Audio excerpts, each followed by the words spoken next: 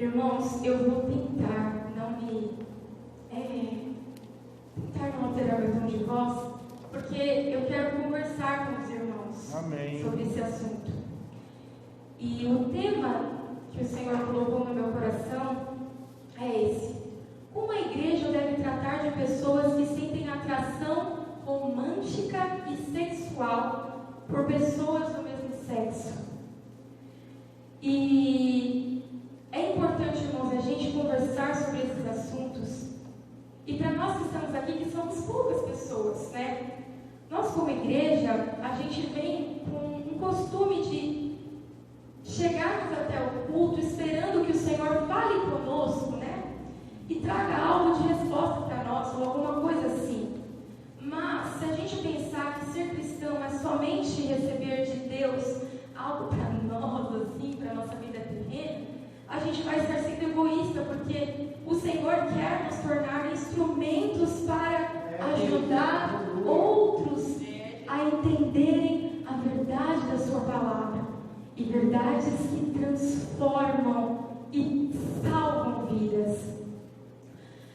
Esse assunto, irmãos, é um assunto muito importante.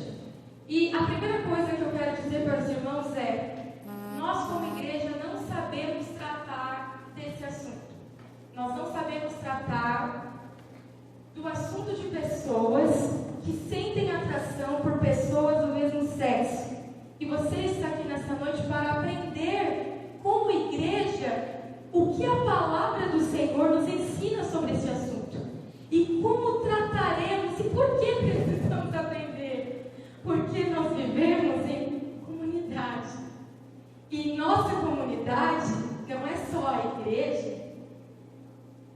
É o trabalho, é a escola, é a família. E pessoas que têm atração por pessoas do mesmo sexo tem em todos os lugares, inclusive dentro da igreja. E nós não sabemos tratar sobre esse assunto como igreja a ponto de... eu deixei a anotadinha para não me esquecer, irmãos, então vá tendo paciência. Eu já li mesmo sobre muitos casos de adolescentes que tinham atração sexual, e na verdade, irmão, não é nem sexual, é romântica.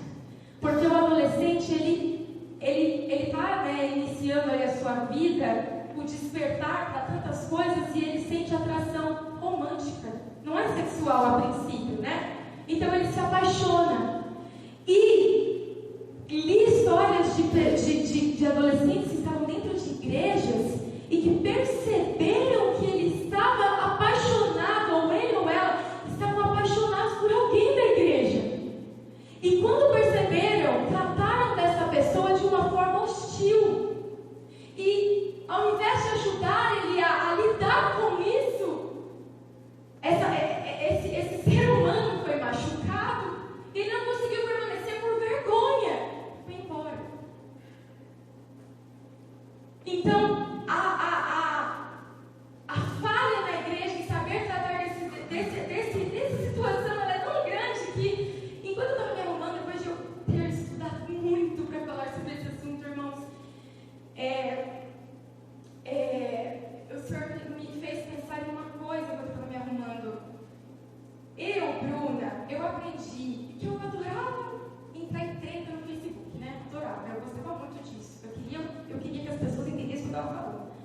Mas aí o Senhor foi me ensinando que, né, eu não posso ter esse sentimento de querer que as pessoas entendam o que eu estou dizendo. Eu posso dizer para elas e esperar que ela absorva alguma coisa do que eu disse para ela. Mas se eu não vou conseguir enfiar na cabeça dela o que eu estou dizendo. E o que eu vejo e que eu aprendi a discordar, irmãos, da forma com que a igreja ataca. Me desculpe se eu chorar, porque o Senhor tocou profundamente no meu coração em relação a isso.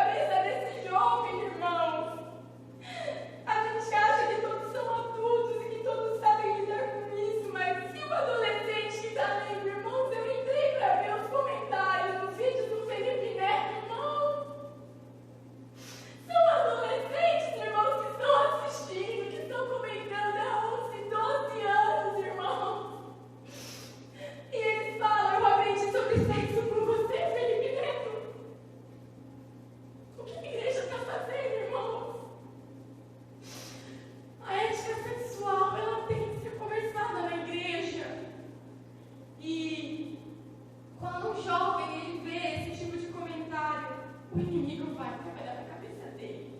Porque o jovem não entende das coisas. E o diabo destruir a cabeça dele, fez se suicidar, sei lá o quê. Porque o diabo vai dizer: Deus te odeia. Você não encaixa na criação de Deus. Você é uma deformação. E não se sabe o que vai acontecer com essa pessoa, porque uma das falhas da igreja, nesse sentido, é que, como na internet você só vê um lado da história, quando você, a pessoa que está lendo os comentários, ela não sabe o que a Bíblia fala em relação a como tratar disso, que há esperança para isso, e que ela não tem uma aberração porque ela sente isso. E como ela não vê o outro lado da história, o comentário na internet é muito perigoso, irmãos. E não só nessa questão, mas em todas as questões. A gente, como cristão, tem que tomar muito cuidado com o comentário escrito, e até mesmo falado, enfim, porque se só vamos mostrar um lado da história, não vamos mostrar o outro lado, o diabo vai se aproveitar disso e vai ceifar vidas. Precisamos ter sabedoria. A falha da igreja, não digo a nossa igreja, mas eu digo a igreja geral, de uma forma geral, em falar, da ética sexual bíblica, em ensinar sobre a ética sexual bíblica, sobre a sexualidade bíblica, a sexualidade do ponto de vista de Deus. Quando a igreja ela se omite a isso, o que acontece? As pessoas elas não conseguem falar. Então, se alguém está sentindo atração romântica ou sexual por uma pessoa do mesmo sexo, ela não consegue se abrir. Porque, já que ela é uma aberração, como é que ela vai se abrir para alguém? Ela não vai se abrir. E o que o diabo ganha com isso? Tudo aquilo que está em oculto, irmãos, que está em trevas, que ninguém sabe, o diabo faz aquilo crescer, faz aquilo piorar, assim como a pornografia. A pornografia é feita escondida e aquilo cresce e fica pior. Mas quando você consegue confessar para alguém, expor para alguém, o que você está fazendo? Você está tirando das trevas o que está em trevas e está colocando na luz. Aleluia. E o diabo perde a força. Eu sei que tem pessoas assistindo na internet que isso é o ponto de vista espiritual, é o ponto de vista que nós cremos. Como o próprio Jesus disse, os homens amaram as trevas porque não quiseram ir para a luz, porque a luz expõe o que está em trevas. Então, quando está em trevas, cresce. Mas se expor, se contar, se tiver cristãos que estejam orientados, discernidos a tratar sobre esses assuntos, a pessoa vai ser tratada e Satanás perderá a força sobre ela.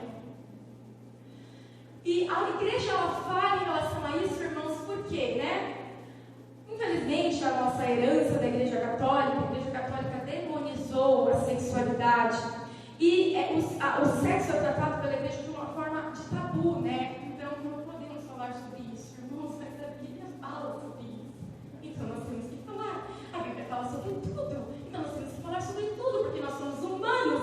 E aqui é o manual, então... Mas esse assunto, nós temos que falar. Então, quando não falamos, não trazemos à luz o que está em trevas. E quando você não traz a luz que está em trevas, não tem nenhuma transformação. Então, a igreja falhou nisso. E como a igreja falhou nisso, irmãos, nós estamos aí no nosso século XXI, com a internet aí bombardeando a gente de milhares de coisas. O que acontece hoje em dia, irmãos, é isso. E daí para mais, aconteceu uma coisa, a internet vai explodir. E os cristãos vão receber, e qualquer pessoa vai receber milhares e milhares de opiniões. E uma guerra de opinião. E você vai ser influenciado por alguma outra.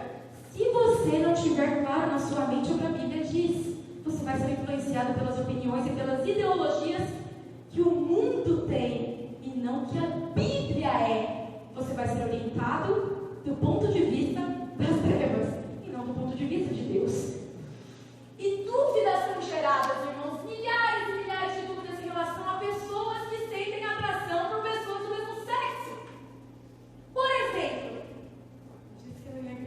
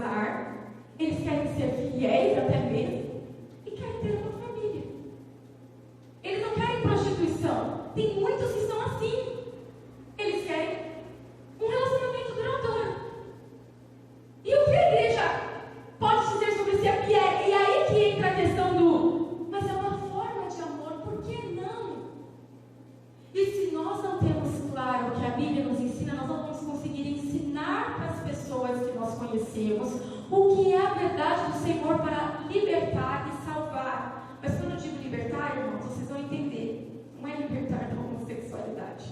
É libertar da escravidão do pecado. Então vamos continuar. A Bíblia, irmãos, e as respostas para essas perguntas, elas estão na criação. A criação para nós é a resposta de onde estão essas perguntas. Então, na criação, capítulo 1 e 2 de Gênesis, irmãos, está escrito que fomos criados, primeiramente, seres humanos. Nós somos seres humanos. É óbvio que nós somos seres humanos? É óbvio que nós somos seres humanos, mas o problema é que nós não somos anjos e nem animais. Nós somos seres humanos. Ser humano significa que o desejo sexual foi criado por Deus. O desejo sexual foi colocado por Deus na criação. Então o sexo não é uma questão cultural. O sexo é criação de Deus. Não tem construção sexual. É criação de Deus. Desejos sexuais são criação de Deus. Só que, o que acontece, né? O sexo estrutural, o sexo na criação.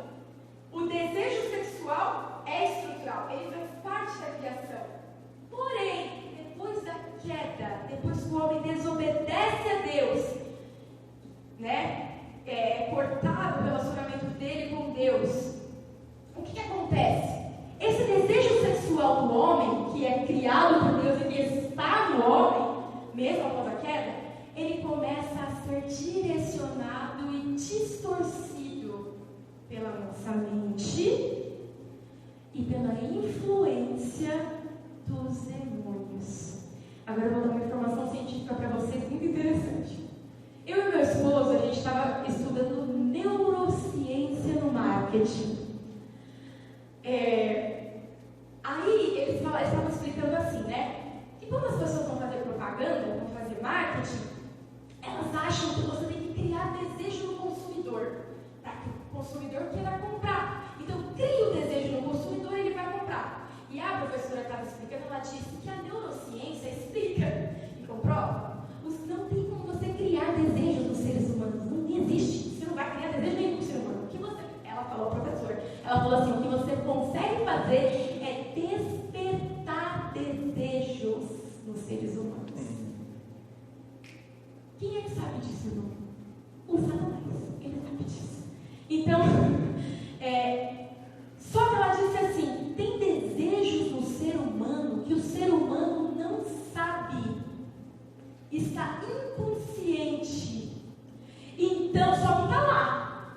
E se ele vê alguma coisa, algum estímulo que vai despertar o que está inconsciente, que ele nem sabe o que é, ele vai começar a sentir desejo por aquilo, porque foi despertado. Então, quando o bebezinho nasce, ele nasce com desejos sexuais. Caído, né? Já nasce condenado, que ainda tem essa, né? Filho de Adão e Eva. Porém, à medida que ele vai crescendo, a influência das indústrias, né? Enfim, das amizades, do elo da criança ver o pai, uma mãe, ou qualquer coisa, influencia, mas o que faz então a criança ter uma atração? É a violência sexual? Então, porque tem casos assim, tem casos que pessoas que são homossexuais passaram a sentir atração por pessoas do mesmo sexo porque foram violentadas. Mas tem casos que não. Tem casos que a criança não foi violentada, mas ela sente também. Porque o inimigo sabe despertar, irmãos. Ele consegue despertar através de violência, ele consegue despertar através de filme, de imagem, mas ele também consegue despertar aqui, ó. Como é que Satanás despertou Eva? Aqui, ó, no papo. Agora, não me pergunte como é que Satanás faz isso, mas ele faz isso comigo. Quando mexe com os desejos que ele tenta despertar em mim. Imagina uma criança.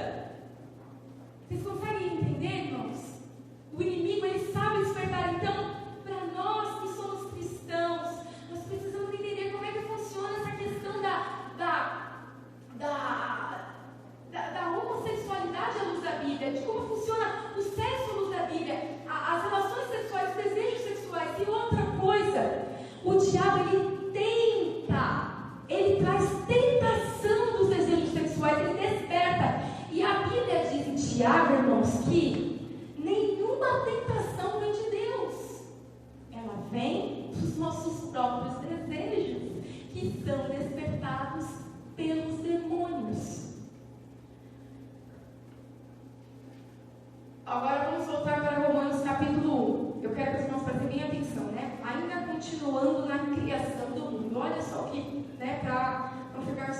palavras. Olha só, eu vou ler do versículo 18 até onde a gente terminou para que a gente possa entender.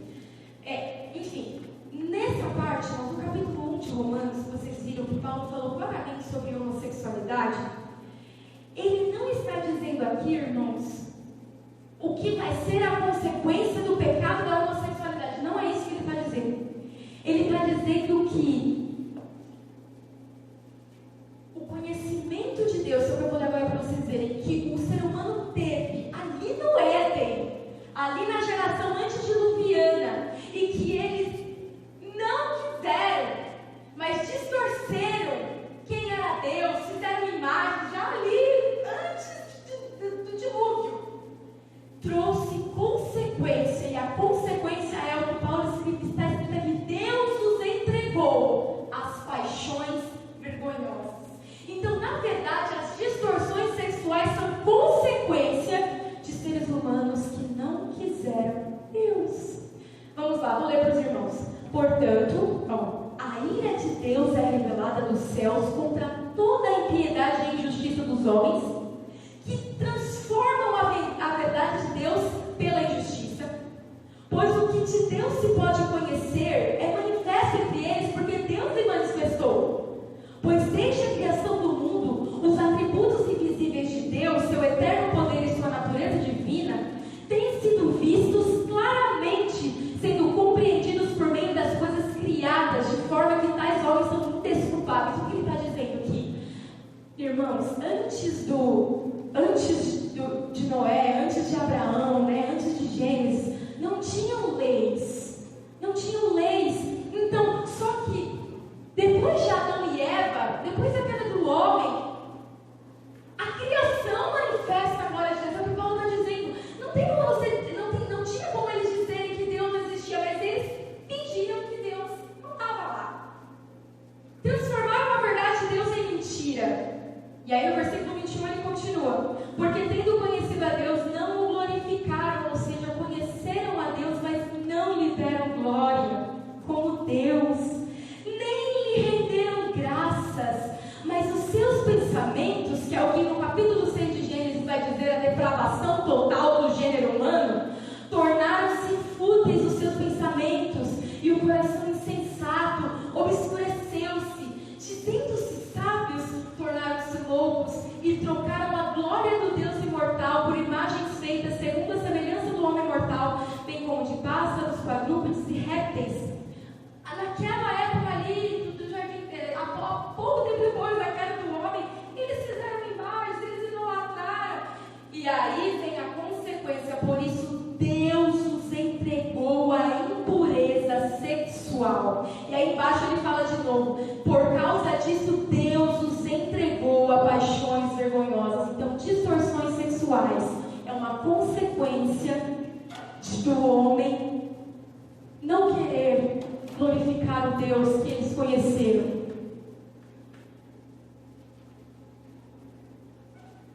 Uma pergunta que os irmãos precisam pensar e gravar na cabeça de vocês: é possível usar a Bíblia para defender a prática homossexual? Sim, irmãos, porque o diabo é perito em distorcer coisas. O diabo distorceu a verdade lá no jardim do Éden com Eva. E o diabo também distorceu a verdade quando ele foi tentar Jesus. Então, os movimentos que querem que a Bíblia aceite a prática homossexual, eles distorcem todos os textos que falam sobre isso, que a prática homossexual é pecado. Então, eles tentam distorcer. Tem movimentos, tem igrejas que se chamam igrejas inclusivas, que até adulteraram a Bíblia, trocaram palavras, porque não querem aceitar que a Bíblia diz que é pecado essa prática. Então o diabo tenta distorcer, e por falta de conhecimento, muitos acham que realmente é uma falha na interpretação humana, e que a Bíblia não diz que a homossexualidade é pecado, mas que nós estamos interpretando errado. E outra coisa que os movimentos falam é que Jesus não falou nada sobre o homossexualismo. Irmãos, eu pergunto para vocês: Jesus falou sobre o homossexualismo? Vamos em Mateus capítulo 19. Se os irmãos quiserem abrir. Mateus capítulo 19. Lembrando, irmãos, que tenha certeza absoluta que o Senhor vai trazer, né? Eu me lembrei de uma coisa. Pode abrir para Mateus capítulo 19. Também, enquanto eu estava me arrumando, o Senhor me chamou a atenção sobre por que na nossa igreja não tem pessoas que, enfim, são homossexuais, que têm atração por pessoas do mesmo sexo, ou que tem com pessoas que possam falar que venceram esse assunto. Por que não tem? Será que o Senhor não quer salvar essas pessoas? Por que na nossa igreja não tem? Ou por que na maioria das igrejas não tem? Será que o Senhor não quer salvar essas pessoas? Ou será que o Senhor só vai salvar alguns? É porque elas não têm coragem de dizer o que elas sentem. Porque elas sabem que a igreja não está preparada para isso. A igreja não fala sobre isso, porque a igreja tem preconceito. Nós vamos falar já sobre esses assuntos. E, como eu expliquei no início, por ver o bombardeamento, a forma, eles já sabem o que a igreja pensa. Para que vir na igreja? Eu não pertenço a esse grupo, então eu vou criar meu próprio grupo. Vocês não acham que é um problema sério a nossa igreja e outras igrejas não terem pessoas que possam dar testemunho de dizer o que o Senhor fez na vida delas? Eu li vários testemunhos, irmãos, e livros, inclusive escritos, para ajudar pessoas que têm essa luta que nós vamos explicar até o fim. Mas isso é preocupante, irmãos. Significa que a igreja talvez está sendo, eu acho que eu posso dizer isso, sectarista, dividindo. Enfim, não sei se é essa palavra, mas parece que os homossexuais não dá. Seletiva. Exatamente. Mateus 19, né? A pergunta é: Jesus não falou nada, que é isso que os movimentos sempre dizem. Jesus não falou nada sobre o homossexualismo. Então vamos ver Jesus falar. Jesus vai dizer agora sobre o divórcio. E ele disse, e esse capítulo também, essa fala de Jesus está em Marcos também, capítulo 10. Do versículo 1 ao 12, mas vamos ler aqui o de Mateus, que estão praticamente iguais. Olha o que aconteceu. Tendo acabado de dizer essas coisas, Jesus saiu da Galiléia e foi para a região da Judéia, no outro lado do Jordão. Grandes multidões o seguiam, e ele as curou ali. Alguns fariseus aproximaram-se dele para pô-lo à prova, e perguntaram-lhe: é permitido ao homem divorciar-se de sua mulher por qualquer motivo? Então, peraí. A pergunta deles era o quê? É permitido ao homem divorciar-se da mulher. Eles queriam saber sobre o divórcio, certo? Jesus responde assim, no versículo 4. Vocês não leram que no princípio o Criador os fez homem e mulher? Por que Jesus disse isso? Eles perguntaram sobre o divórcio. E ele disse: vocês não leram que na criação Deus os fez homem e mulher? Jesus não falou a palavra, ele só afirmou, ele reafirmou, como é que eu posso dizer? Ele endossou a autoridade do que está escrito em Gênesis. Então, Jesus não falou, opa, aqui no princípio criou Deus homem e mulher. Não precisa falar mais nada, ele já endossou. Não tem, Jesus não falou assim mais, não, ele falou é homem e mulher. Fim. E aí ele continua, né? Porque aí ele vai responder a pergunta deles. Os fez homem e mulher, ele disse no versículo 5: por essa razão, porque criou homem e mulher, disse: por essa razão o homem deixará pai e mãe e se unirá à sua mulher, e os dois tornarão uma só carne. Monogamia, casamento, ponto. E no final ele vai dizer que não tem divórcio, não existe divórcio para Deus, não existe, não tem. E aí ele ainda questiona: mas Moisés, Deus divórcio? Ele fala: por causa da dureza do coração de vocês, mas o que uniu Deus não separe o homem. É isso que ele disse. Não tem conversa, não tem negociação. Mas tem uma outra coisa que, conversando com meu esposo falou, e eu falei: realmente, o que a Bíblia nos diz?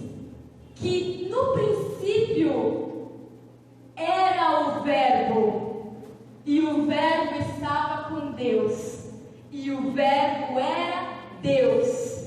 E quando houve a criação, Cristo estava na criação. Glória a Deus. Ele criou o homem e mulher.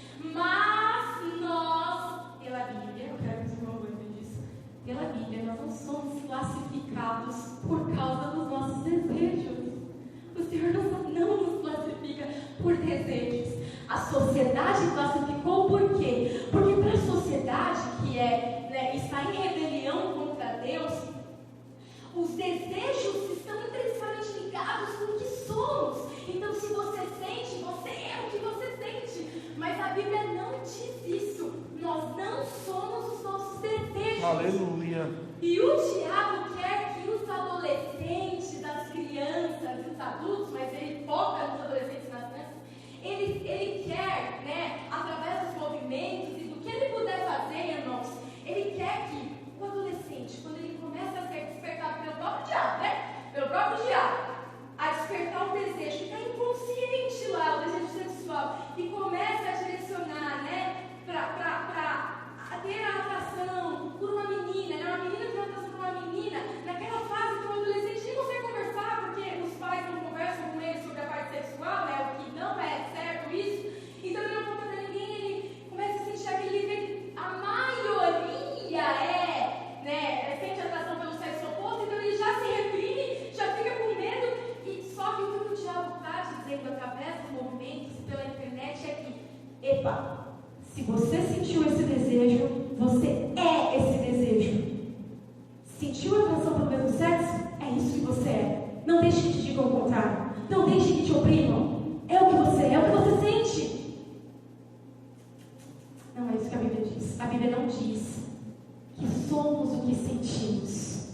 A Bíblia diz que somos imagem e semelhança de Deus. Aleluia! Somos imagem e semelhança do Criador. Não somos desejos caídos ou que não estão em concordância com o Senhor. Só que parece que ser hétero é o aceitável para Deus. Então, todas as vezes que pessoas que têm atração pelo mesmo sexo percebem que a maioria sente atração pelo sexo oposto e elas não têm a igreja falando sobre isso, então elas entendem que ser hétero então é aceitável. Então,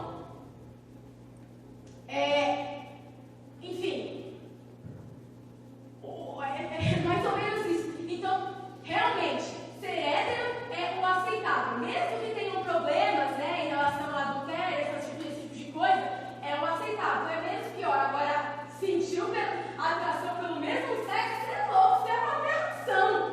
Não é isso que a Bíblia diz. Vamos para Levítico 18. Vamos lá.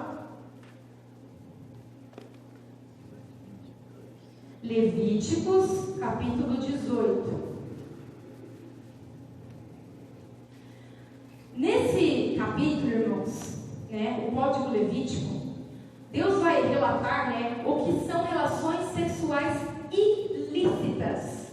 Então, quando Deus vai falar sobre a sexualidade que não o agrada, ele chama de relações sexuais ilícitas. Não tem uma classificação de hétero. Por quê? Porque para Deus não tem diferença se é hétero ou não. O que ele vai tratar aqui é de coisas que são contrárias ao original, ao estrutural que ele criou. Homem e mulher, com desejo sexual, satisfação sexual para o casamento até a morte. É isso, essa é a estrutura que Deus tem. Só que tem mais algumas coisas que vamos falar aí pela frente, Bom, o capítulo 18 de Levítico vai tratar sobre relações sexuais ilícitas. E vocês podem abrir porque, enfim, vai falar sobre vários tipos, irmãos. E Deus começa a frear a relação sexual entre parentes próximos, até ele chegar entre irmãos. E relacionamento sexual entre irmãos, tecnicamente, é um relacionamento sexual hétero, correto? Mas Deus não aprova isso. Aí entra, a maioria das Bíblias está assim, entra assim, um títulozinho escrito assim, relações sexuais abomináveis. Aí parece que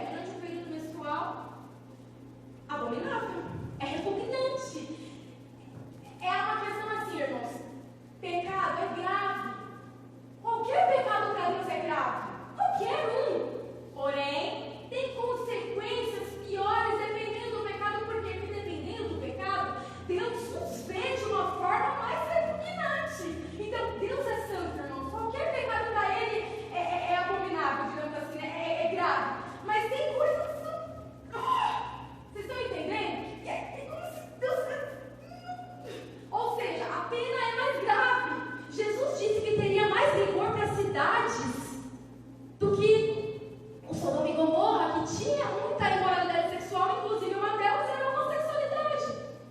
Então, quando entra nessa questão de relações sexuais abomináveis, o adultério está junto. Então, a igreja olha para o homossexual e faz essa separação como se o adultério é igual. E a pena é igual. Porque no capítulo 20, nas punições para o pecado, se você for ver lá, as punições que tem para esses aí que estão nessa partezinha abominável, todas são de morte. Todas. Inclusive, Deus fala também sobre a relação sexual entre uma mulher e um animal, um homem e um animal. E se fizer, morre a mulher e o animal, porque contaminou. Mas morre os dois. Então a gravidade é grande. Então a consequência, irmãos, mas isso aqui não dá para a gente achar que é melhor que uma pessoa que sente atração sexual por outra pessoa. A gente é melhor porque a gente não sente isso. Quem não quer, vai adulterar pra você ver. Não tem diferença. Então, isso aqui, irmãos, está escrito para que a gente possa entender como Deus vê os pecados e que, se praticados, haverão consequências em gravidades diferentes. A gravidade do homossexualismo pode ser pior porque distorce mais ainda a criação. Então, irmãos, não é uma questão de quem é melhor ou pior, é uma questão de informar para podermos ajudar as pessoas a vencer. O que a Bíblia nos ensina, irmãos, é que eu estava explicando para vocês sobre que esses termos homossexual e heterossexual não são bíblicos. O que a Bíblia nos ensina é termos uma sexualidade santa. E essa sexualidade santa a única divisão que a Bíblia dá é solteiros, casados. Não tem outra. É solteiro e casado. Lá em Coríntios capítulo 7, Paulo vai falar justamente sobre isso. Sexualidade de solteiro e casado. Então, né, essa divisão, ela é secular. Porque a Bíblia foca na sexualidade santa. Para que a gente também possa aprender, irmãos, a discipular e ajudar o irmão ou a irmã que está tendo problemas, né? Problemas não, que está tendo tentação de atração romântico-sexual por pessoas do mesmo sexo, é entender a diferença entre pecado e tentação. O fato de você estar sendo tentado não significa que você pecou. Você está sendo tentado, despertado a terminar o que você está sentindo. Então, você está sendo tentado, mas não pecou. E se você, luta contra isso, isso agrada a Deus. Porque você está lutando contra a sua tentação. E outra, por que nós precisamos falar, irmãos? Porque como eu falei, precisamos trazer o que está nas trevas à luz. E uma frase que eu deixei anotada aqui que eu achei sensacional. É melhor confessar a tentação do que confessar o pecado. Então, o confessar da tentação é uma prevenção. Se as pessoas pudessem, quer dizer, as pessoas precisam ter irmãos de confiança para poder confessar que estão sendo tentados, para que assim o pecado não seja consumado. Tem pessoas, irmãos, que vão morrer sendo tentadas com pessoas do mesmo sexo, sendo genuinamente cristãos. Eu vou dar um exemplo para os irmãos. Talvez vai demorar um pouco, irmãos, mas aguentem aí, é importante. Um exemplo de um pastor que eu estava ouvindo enquanto eu estava estudando. Eu ouvi uma live sobre pastorear pessoas assim, em atração pelo mesmo sexo. E ele deu um exemplo muito interessante, irmãos, e lindo ao mesmo tempo. Olha só, ele estava na Austrália, morando na Austrália, é um pastor jovem, inclusive. E aí ele estava fazendo reuniões com jovens, para tratar desses assuntos, que precisamos tratar. E aí, o que aconteceu? Ele chamou, o primeiro assunto que eles iam tratar com os jovens era sobre o homossexualismo.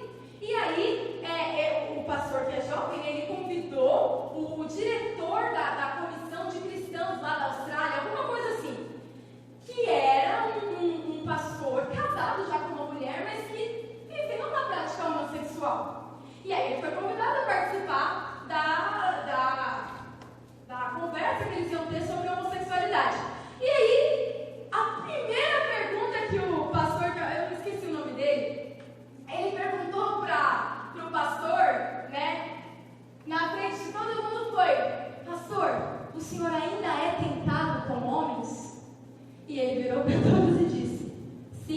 você por muito tempo.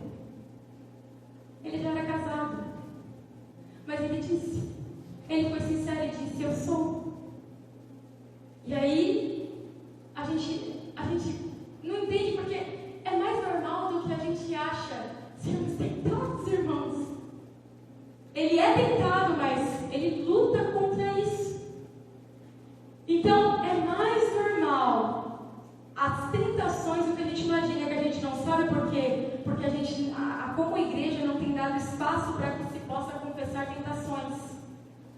Ou até mesmo pecados consumados, né? Bom, eu anotei aqui algumas coisas para que a gente reflita.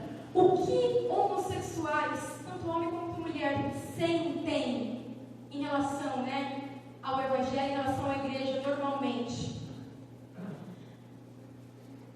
Sempre que a gente usa os textos da Bíblia para mostrar que é pecado, que não é errado, mas não ensinamos sobre, né, como tratar, como a esperança que o Senhor dá, né? Então, o que eles sentem? Eles sentem e são tratados, né, pelo caso pela igreja, como os piores dos pecadores.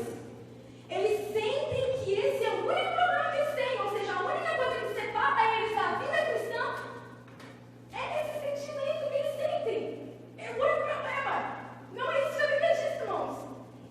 Muitos sentem solidão opressiva e crônica, de uma maneira que nós não fazemos ideia.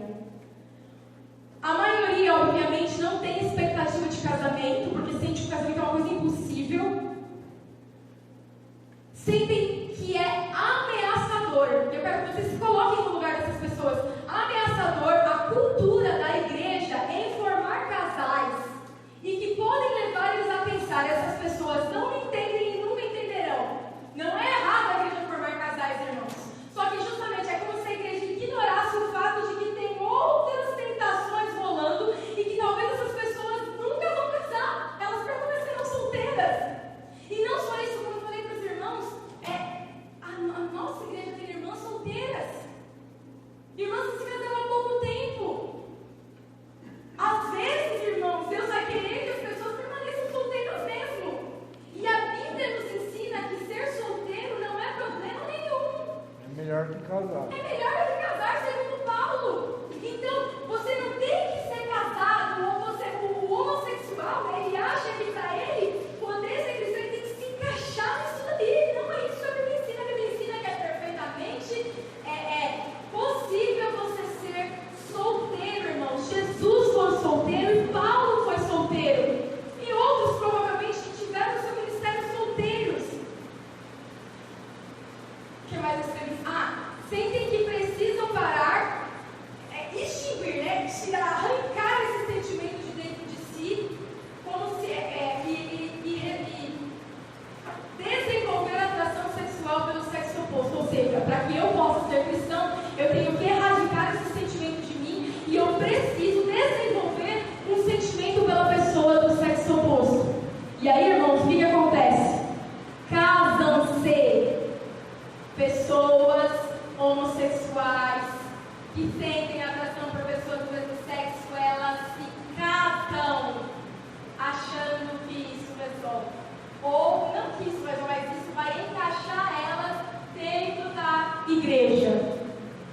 O casamento não é uma solução para as nossas paixões sexuais, irmãos. E a prova disso é pornografia e adultério. O casamento resolve pornografia e adultério, irmãos? Quantas traições tem? Não resolve. Então, se o casamento não resolve as paixões, não serve. O casamento, ele é um meio possível da gente controlar nossas paixões sexuais, porque foi criado por Deus. Mas tem pessoas que, por causa da queda do homem, talvez não vão se casar e elas não podem achar que o casamento é a solução, porque não é isso que a Bíblia nos diz. E não somente isso, irmãos, mas para pessoas solteiras também, que são, né, que sentem a atração sexual pelo sexo oposto e acham que tem que casar.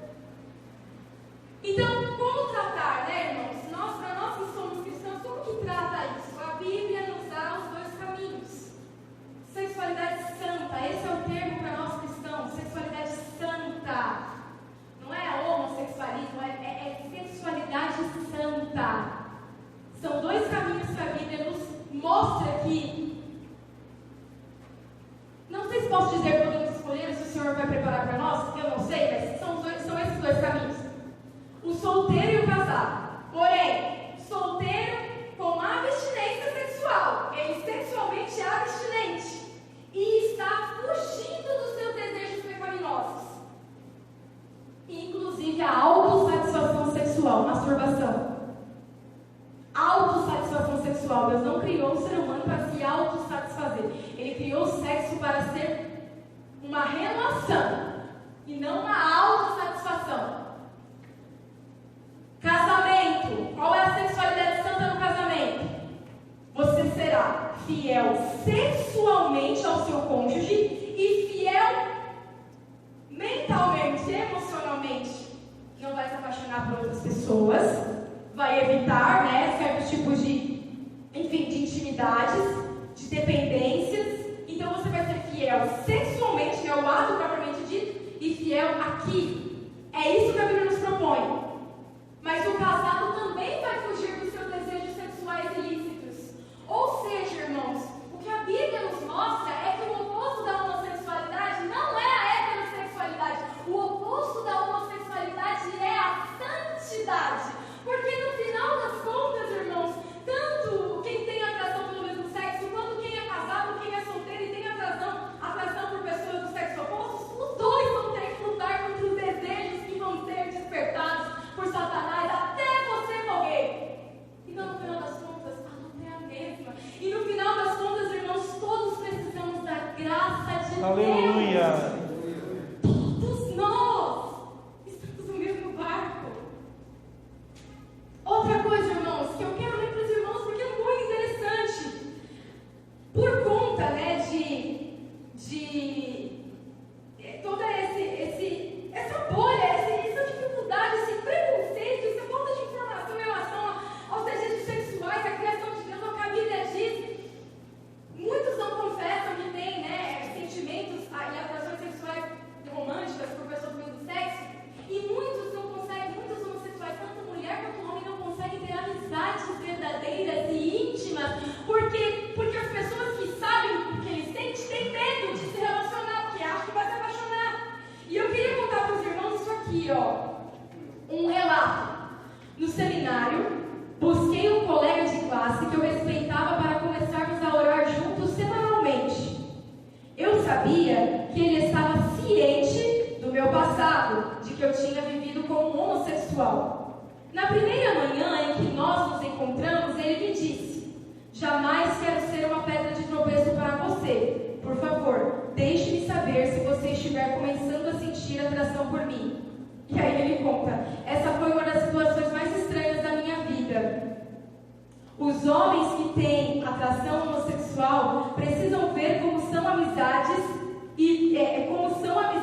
saudáveis e piedosas com pessoas do mesmo sexo. Eu já amei homens da maneira errada, de modo sexual e romântico. E eu precisava saber como os homens cristãos deveriam amar uns aos outros de maneiras que honram a Deus, que não fossem sexuais e nem românticas, mas ainda assim íntimas. Ou seja, quando você vem, né, da sua vida normal, que você encontra com Cristo, com o Evangelho, você, qualquer um, irmão, não importa a atração sexual que ele tem, ele não sabe amar o que é o amor de Cristo. Então ele vai ter que aprender a como amar as pessoas sem ser de forma romântica e sexual, mas de forma que honre a Deus, porque nós conseguimos, né, ser solteiros, mas nós não conseguimos deixar de ter amizades verdadeiras e íntimas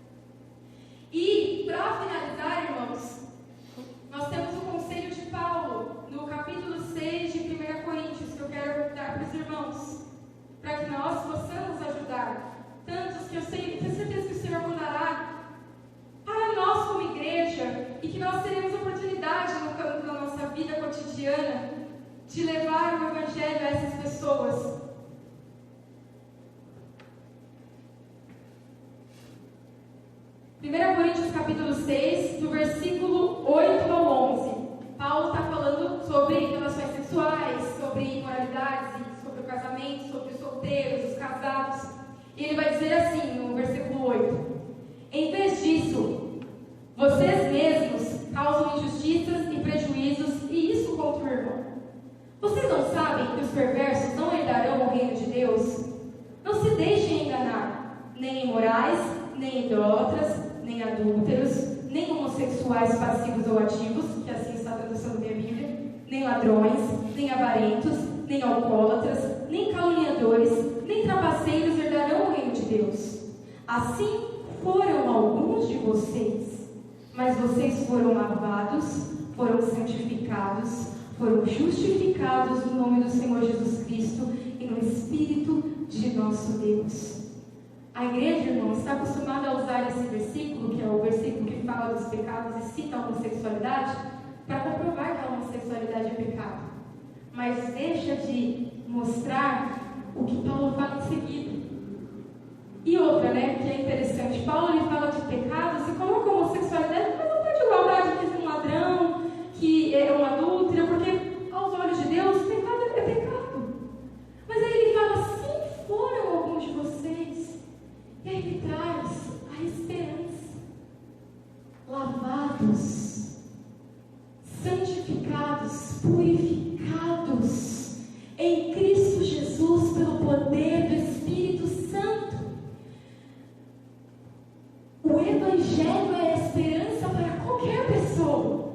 Então, como que o homossexual, a pessoa que sente atração pela pessoa do mesmo sexo, vai fazer? Assim como eu, que sou casada, a Bruna e meu esposo também, e assim como qualquer outra pessoa, nós, pelo poder que há no Evangelho, pelo poder que há em Jesus, pelo poder do amor de Cristo, que é muito maior que qualquer desejo sexual meu, qualquer coisa, eu tenho poder para mortificar o meu corpo. O Senhor agora deu poder para a gente suportar e vencer. Mas então, se eu não vencer, se eu cair, temos um advogado. Aleluia. Essa é a boa notícia que talvez muitos não escutaram por fecharem seus corações, por verem tanto de coisa que falam, mas e se mesmo assim cair, tem uma consequência, irmãos, mas tem um advogado que intercede por nós junto ao Pai, e que não há nada que o Senhor não possa fazer de diferente. O Senhor é completamente poderoso para transformar, mudar o sentimento de alguém que tem atração por uma pessoa do sexo oposto, né? Transformar um homossexual num heterossexual, digamos assim. Sim, mas nem sempre ele vai fazer isso, irmãos.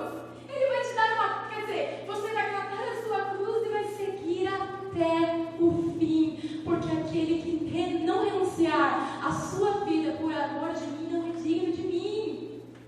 E não é só quem tem atração pelo mesmo sexo, mas é para qualquer um. Então nós, como igreja, precisamos ter claro na nossa mente, quando surgirem as oportunidades, a gente pedir sabedoria, porque tenho certeza absoluta que pessoas assim já estão machucadas e já estão com seus corações fechados para o Evangelho. Mas peça para o Senhor te ajudar, porque você pode ser a única pessoa que vai passar por Ele, que vai, pela sabedoria do Senhor, levá-lo até Cristo. Aleluia. Amém, irmãos? Amém. Que nós possamos pedir ao Senhor sabedoria para que cada vez mais pessoas venham a alcançar a salvação que há no nosso Senhor Jesus. Amém? Amém. Glória a Deus. Essa frase do Senhor, fica de pé, queridos. Aleluia. Alguns assuntos que às vezes Deus precisa tratar com nós, né? Precisamos compreender, saber do que Deus às vezes Ele quer falar conosco, né? Que você nessa noite reflita, que você nessa noite não acuse, não aponte, mas que tenha sabedoria para lidar com certas coisas. Amém? Nós vamos orar, vamos agradecer ao Senhor por mais uma noite abençoada. Domingo às 18 horas estaremos aqui para adorar o Senhor. Glória a Você Deus. é mais do que convidado, venha adorar esse Deus, pois eu sei que Ele vai ter, aleluia, uma palavra de vida eterna para a sua vida. Amém? Senhor nosso Deus e bendito Pai, Deus eterno e Pai soberano, Pai, nós agradecemos, Senhor, por mais uma noite abençoada, por mais uma noite, Pai, de vitória, Pai, aonde, Senhor, viemos te adorar, viemos engrandecer o teu santo nome, Senhor, meu Pai, despede, Senhor Pai, na tua presença, Pai, este povo, Senhor, que está aqui nesta noite, vem te adorar, cobre eles com o teu poder, com a tua graça, Pai, aonde domingo estaremos, reunidos, Pai, em teu santo nome, que a graça de nosso Senhor e Salvador Jesus Cristo, o amor de Deus e a comunhão do Espírito Santo, venha com todos nós, hoje, para todos sempre nós dizemos, se Deus é por nós, quem será contra nós? Se Deus é por nós, quem será contra nós? Se Deus é por nós, quem será contra nós? Ninguém. Nós vamos o nome do Senhor. Até domingo, se Deus quiser. Aleluia. Amém, Jesus. Deus abençoe, Deus abençoe.